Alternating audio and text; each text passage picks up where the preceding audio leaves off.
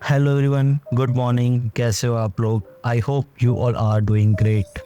तो आज हम जिस टूल के बारे में बात करेंगे वो है clone stamp tool. Clone stamp tool important tool में से एक टूल है जिसका यूज़ ग्राफिक डिज़ाइन इंडस्ट्री में भी किया जाता है। ये काम कैसे करता है और इसको कैसे यूज़ करते हैं तो उस बारे में आज हम इस वीडियो में जानेंगे। तो चलिए शुरू करते हैं बिना किसी टाइम को वेस्ट किए हुए। क्लोन स्टैम्प टूल का यूज़ हम इमेज में से कोई भी अनवांटेड एरिया को रिमूव करने के लिए करते हैं। ये काम हम और भी टूल से करते थे, जैसे हीलिंग ब्रश टूल है या स्पॉट हीलिंग ब्रश टूल है।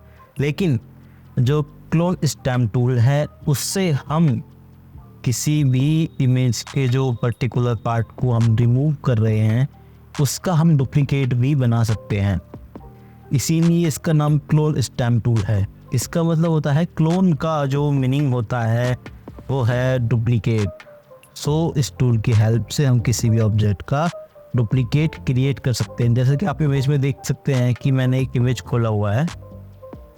इस पे आप देख सकते हैं छोटी छोटी नाव्स, बोट हैं, इनके हम डुप्लीकेट बना सकते हैं। कैसे बनेंगे अब हम स्टार्ट करेंगे, ठीक है। सबसे पहले हमें कुछ नहीं करना है, अपना फोटोशॉप ऑन करना है और एक इमेज डाउनलोड कर लेनी है ऐसी जो कि माउंटेन, रिवर एंड बोट हो। और मैं अपनी जो सारी इमेजेस लेता हूँ वो अनस्प्लैश से लेता हूँ, और ये पेड प्रमोशन नहीं है। मैं बस आपके लिए रेफरेंस दे रहा हूँ कि आप वहाँ से स्टॉक फ़ोटोज़ ले सकते हैं अपने प्रोजेक्ट में यूज़ करने के लिए। तो सबसे पहले आपको इमेज ओपन करना है। मैंने 3 इमेज यहाँ पर ओपन की हैं, 1, 2 और 3, ठीक है। पहले हम इसमें बात करेंगे क्लोन स्टैम्प टूल का जो शॉर्टकट की है वो एस है। एस दबाएंगे तो क्लोन स्टैम्प टूल आ जाएगा। और मेक श्योर कि जब आप काम करें तो एक न्यू लेयर लें। न्यू लेयर यहाँ से क्रिएट करिए लेयर पैनल से, और सैंपल में आपका ऑल लेयर सेलेक्ट होना चाहिए। अब इसे जूम करेंगे। ऑलराइट, तो क्लोन स्टैम्प टूल में भी रिसोर्स लेना पड़ता है, जैसे कि हम हीलिंग ब्रश टूल में ले रहे थे। तो इसमें भी वही मेथड है रिसोर्स लेने का। ऑल्ट करके हम पहले इसका स्क्वायर ब्रैकेट से साइज छोटा लेंगे, ठीक है। ऑल्ट दबा के इसका हमने यहाँ से लिया। अब हम अलग से इसका यहाँ पर सिर्फ पेंट करेंगे। अब देखें, आप 2 कर्सर देख रहे हैं, एक राउंड कर्सर और एक प्लस का कर्सर। राउंड कर्सर जो पेंट कर रहा है और प्लस का जो कर्सर है वो डिटेल्ड आपको शो करवा रहा है। अब आप देख सकते हैं कि आपने यहाँ पर कॉपी बना ली। ये काम हमारा इस लेयर पे हुआ है। अगर आपको इसमें से कुछ पार्ट डिलीट करना हो तो आप ब्रश टूल लेंगे और यहाँ से मेक श्योर कि आपको ब्रश टूल भी स्मूथ हो। ब्रश टूल में भी वही है, हार्डनेस इसकी कम कर दो। ब्रश टूल को अलग से पढ़ाने का कोई मतलब नहीं बनता, क्योंकि उसमें वही सब है जो हमने लास्ट वीडियोस में है। इस वीडियोस में हम बात करेंगे ओपेसिटी, फ्लो और स्मूथिंग के बारे में। तो हम इसको यहाँ से रिमूव करेंगे अनवांटेड एरिया को। फिर से हम क्लोन स्टैम्प टूल लेंगे। क्लोन स्टैम्प टूल लेने से पहले, याद करने से पहले, हम ऊपर इसके एक बार नज़र मार लेते हैं क्या क्या चीज़ें हैं। सबसे पहले क्लोन स्टैम्प टूल का जो प्रीसेट को इंस्टॉल करने के लिए यहाँ पर इन्होंने एक ऑप्शन दिया हुआ है। ये साइज़ और हार्डनेस को कम करने के लिए, बढ़ाने के लिए आपको यहाँ पर ऑप्शन दिखेंगे। एंगल भी है और प्रीसेट्स, जनरल ब्रश और बहुत कुछ है यहाँ पर। और यहाँ पर एक आप देख सकते हैं कि ये ब्रश सेटिंग का ऑप्शन है। इसे खोलेंगे तो आपको ब्रश की सेटिंग्स मिल जाएंगी। स्पेसिंग कितनी रखेंगे, हार्डनेस कितनी, एंगल, राउंडनेस, और आप फ्लिप कैसे करना चाहते हैं, एक्स एक्सिस में या वाई एक्सिस में, उसको अभी करना चाहेंगे। ये जो हमारा जो नेक्स्ट है ये आता है क्लोन सोर्स पैनल। इसको अगर हम क्लिक करेंगे तो आप देख सकते हैं कि यहाँ पर 1, 2, 3, 4, 5 सोर्स हम यहाँ पर सेव कर सकते हैं वो, ठीक है। पहला तो हमने ये लिया था, अब दूसरा हमारे पास कुछ नहीं है तो हम दूसरा सोर्स ऑल्ट प्रेस करके ये लेंगे तो यहाँ पर सोर्स ने अपना एक्सिस जहाँ से लिया है वो पिक्सल्स यहाँ पर लिख दिए कि हमने कहाँ से सोर्स लिया है।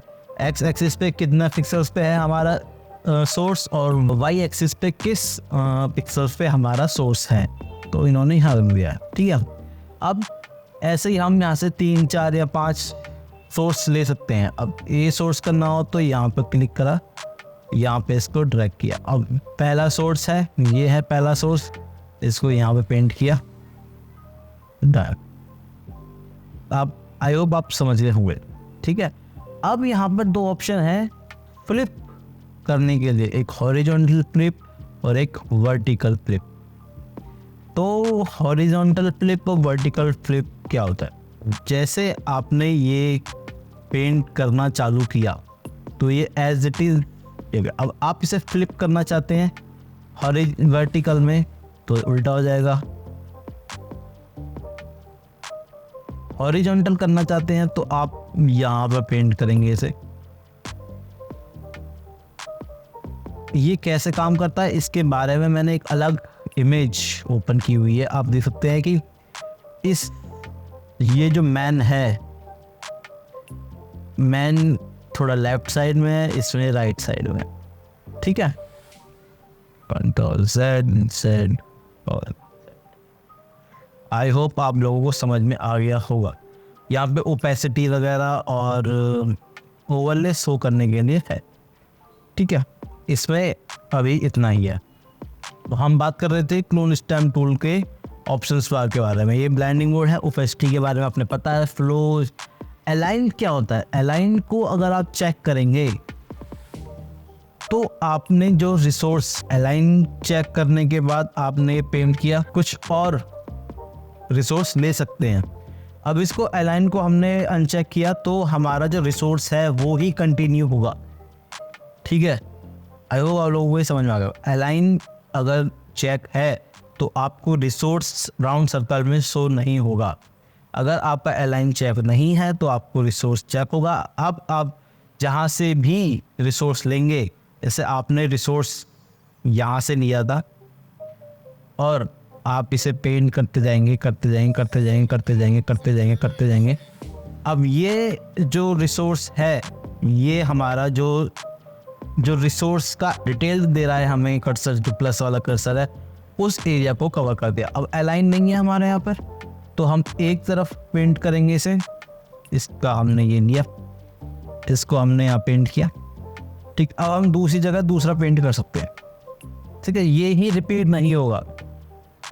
अलाइन चेक करने के बाद हमारा जो रिसोर्स है, जो हमने ऑल्ट प्रेस करके रिसोर्स लिया था, वो हमारा रिपीट नहीं होगा। ठीक है, और सैंपल आपने समझ ही लिया है कि अगर आपको पूरी लेयर पे काम करना है तो आपको ऑल लेयर्स पे सेलेक्ट करना होगा। ठीक है, अगर आप करंट लेयर पे लेंगे तो सिर्फ और सिर्फ आपकी जो मेन लेयर है उस पर चेंजेस होंगे और पर उससे कोई फ़ायदा नहीं है। अगर हमें कोई एंड टाइम पर या लास्ट मोमेंट पे कोई चेंजेस करने हो तो हमारे पास बिल्कुल भी कंट्रोल नहीं होगा अपने प्रोजेक्ट का। ठीक है, और एक चीज़ नोटिस करें कि क्लोन स्टैम्प टूल बिना रिसोर्स के वर्क नहीं करता है। आप कितना भी ट्राई करेंगे, एक एरर पॉपअप सीन स्क्रीन के ऊपर शो होता ही रहेगा। ठीक है, अब चलते हम नेक्स्ट वीडियो पे। हाँ, अब आप देख रहे होंगे कि एक नया इमेज है लेकिन सोर्स हमारा पुराना इमेज ही दे रहा है। उसके लिए क्या करेंगे, या तो आप यहाँ से इसे क्लोज कर देंगे इमेज को, या फिर रिसोर्स लेंगे। सबसे इजी है, इसको क्लोज कर दो, नो। अब देखो आप रिसोर्स नया ले सकते हैं। ये इमेज मैंने सिर्फ और सिर्फ हॉरिजॉन्टल को शो करने के लिए आपको ओपन किया था। आप देख सकते हैं कि मैं चाहता हूं कि ये जो ब्लैक एरिया है ये इसके यहाँ पर भी आए। तो उसके लिए क्या करना है आपको कि यहाँ से पहले आपको साइज को पहले आइस के बराबर करना है और से थोड़ा इसका क्लोन रिसोर्स लेना है, फिर फ्लिप हॉरिजॉन्टल दबाकर अब यहाँ से आप करना स्टार्ट करेंगे तो आप देख सकते हैं कि ये बहुत इजी तरीके से वर्क को कंप्लीट करेगा। जितना एरिया राइट में था उतना एरिया हमने लेफ्ट में किया। ठीक है, कुछ यहाँ से दोबारा करके दिखा रहा हूँ मैं। आइस पे हमने वो लिया था, क्लोन रिसोर्स लिया था, तो आइस से ही स्टार्ट करेंगे हम। होल्ड करना है माउस की और इसको पेंट करना चालू करना है, तो ये एरिया हो जाएगा। डन, समझ गए होंगे आप लोग। कंट्रोल बार आपने समझ लिया, क्लोन सोर्स कैसे लेते हैं और हॉरिजॉन्टल और वर्टिकली कैसे फ्लिप करते हैं वो भी आपने समझ लिया। अब हाँ, मैंने ये नई लेयर नहीं ली, मैंने मिस्टेक की। आप ये मिस्टेक मत करना, आप न्यू लेयर पे ही वर्क करना हमेशा, ठीक है। अब मेरे पास ये सही करने, डिलीट करने या अंडू करने के अलावा कोई ऑप्शन नहीं है। मैं इसे ना तो इरेजर टूल से इरेज कर सकता हूँ नई लेयर पर जाके, जितना भी अनवांटेड पार्ट है मुझे पूरा का पूरा डिलीट करना होगा, तभी जाके मैं इसे दोबारा से स्टार्ट कर सकता हूँ, क्योंकि मैंने न्यू लेयर नहीं ली है, मेरे पास अब इसका कंट्रोल नहीं है। अब मैं अपनी पुरानी इमेज पे आ गया हूँ। अब मुझे चाहिए कि मैं इसका डुप्लीकेट लूँ और थोड़ा सा साइज को इंक्रीज करके इसका क्लोन बनाऊं। तो आपको इसके लिए करना ये है कि आपको सबसे पहले लेयर लेनी है, देन आप क्लोन सोर्स लेंगे और 150 कर दिया। अब यहाँ पर हम पेंट करना चालू करेंगे। अब आप देख सकते हैं कि जो हमारा रिसोर्स था वो छोटा है और जो हमने रिसोर्स नहीं, जो हमने क्लोन किया है, डुप्लीकेट बनाया है, वो हमारा थोड़ा साइज में बड़ा है। तो आप यहाँ से हाइट और विड्थ यहाँ से आप छोटा और बड़ा कर सकते, ठीक है। अब मैं यहाँ से क्लोन रिसोर्स लूँगा, जैसे ये लिया मैंने। अब मैं चाहता हूँ कि इसका 50% छोटा बने, तो मैं यहाँ पर इसे पेंट कर दूँगा। आप देख सकते हैं कि बिल्कुल रियलिस्टिक लग रहा है थोड़ा सा, लेकिन यहाँ पर थोड़ा ब्लैक ब्लैक आ रहा है। तो उसके लिए आप क्या करेंगे, उसके लिए आप इरेजर टूल ले लें और हल्का हल्का सा रिमूव कर दें अनवांटेड एरिया को, जो ये भी सही हो जाएगा। इस पे भी थोड़ा सा सही कर दें, बस जो शैडो है वो इसमें ना जाए, वो रिमूव नहीं हो, नीचे शैडो, तो बहुत डिफरेंस आ जाता है दोनों के बीच में, ठीक है। अब इसे शो करेंगे तो आप देख सकते हैं कि अनवांटेड पार्ट था जो हमारा ब्लैक ब्लैक आ रहा था, वो अब हमारा कम हो गया है। इसी तरह से आप यहाँ से कॉपी कर करके इसमें पूरा पूल या जो रिवर है इसको आप फिल कर सकते हैं बोट से। तो ये था क्लोन स्टैम्प टूल, जिसकी हेल्प से आप इमेज के किसी भी पर्टिकुलर ऑब्जेक्ट का डुप्लीकेट बना सकते हो और उसे रिमूव भी कर सकते हो, ठीक है। अब रिमूव कैसे करना है मैं आपको बता देता हूँ। रिमूव वाला नहीं बताया, सॉरी मैंने आपको ये नहीं बताया इसमें कि हम पार्ट को रिमूव कैसे कर सकते हैं। तो उसके लिए क्या करना है, क्लोन स्टैम्प टूल को सिलेक्ट करना है, आपको रिसोर्स लेना है इसके साइड में से, ठीक है, और आपको यहाँ पर पेंट करना चालू कर देना है। डन, आप इसको रिमूव भी कर सकते हो, ठीक है। तो ऐसे ही आप रिमूव कर सकते हो और किस तरह से इसका क्लोन कर सकते हो वो मैंने आपको बता दिया है। तो क्लोन स्टैम्प टूल में सिर्फ इतना ही फिलहाल के लिए। तो आई होप आप लोगों को ये वीडियो अच्छी लगी होगी। वीडियो अच्छी लगी हो या फिर आपको थोड़ा सा भी इंफॉर्मेशन मिली हो इस वीडियो से, तो वीडियो को लाइक करें, नहीं हो तो सब्सक्राइब करें। और जल्दी मिलते हैं नेक्स्ट वीडियो के साथ, और हम नेक्स्ट वीडियो में बात करेंगे हिस्ट्री ब्रश टूल के बारे में कि इससे होता क्या है, ठीक है। बहुत छोटा टूल होगा ये, और इरेजर टूल हम नहीं करेंगे कवर, क्योंकि इरेजर टूल मैंने आपको बता दिया है कि उसमें भी ओपेसिटी, फ्लो और स्मूथ वाले ऑप्शंस होते हैं। ब्रश साइज जो नॉर्मली हमने पिछले ब्रश में पढ़ा था, जो कि ब्रश टूल था, वो था ब्रश टूल और इरेजर टूल सेम होते हैं, लेकिन कहाँ पर क्या यूज़ करना है बस इसका ध्यान रखना है हमें कि कहाँ पर ब्रश करना है और हमें कहाँ पर चीज़ें इरेज करनी है, इस चीज़ का ध्यान रखना। क्लोन स्टैम्प टूल आपने पढ़ लिया है। जो नेक्स्ट टूल है वो हमारा हिस्ट्री ब्रश टूल है, उसके बाद ग्रेडियंट टूल, और जल्दी जल्दी से हम इस टूल बार को कंप्लीट कर देंगे। फिर हम आगे अपना मेन्यू बार में बढ़ेंगे। सो मेन्यू बार का हम थोड़ा थोड़ा सा आपको कवर करवाएंगे, ज़्यादा डिटेल में नहीं जाएंगे। 1 या 2 वीडियो में हम कंप्लीट इसे मेन्यू बार को कर देंगे। फिर हमारा लेयर पैनल बन जाएगा। सो लेयर पैनल करने के साथ साथ मैंने आपको लास्ट वीडियो में बताया था, क्योंकि हम एक सीरीज़ स्टार्ट करने वाले हैं जिसके लिए जो चैलेंज स्टार्ट करने वाले हैं हम, तो वो चैलेंज आपके लिए एक सरप्राइज है।